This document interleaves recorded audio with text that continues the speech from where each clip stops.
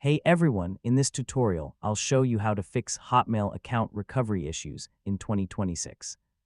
So if you can't recover your account, reset your password, or verify your identity, this guide will walk you through the most effective fixes step by step. First, go to the official Microsoft account recovery page. This is where you can start the password reset and recovery process for your Hotmail account.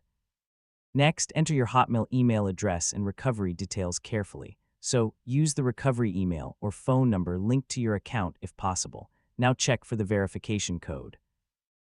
Codes can arrive through email, SMS, or an authentication app depending on your security settings. If you no longer have access to your recovery methods, use the account recovery form. Microsoft may ask questions about your account activity to verify ownership. So if recovery still fails, clear your browser cache or try another browser or device. Sometimes security cookies or VPN connections can block recovery attempts. If none of the recovery methods work, contact Microsoft support directly. They may help review your account manually and guide you through additional recovery steps. And that's how to fix Hotmail account recovery issues in 2026. Once your recovery information and verification methods are working correctly, you should be able to regain access to your account successfully.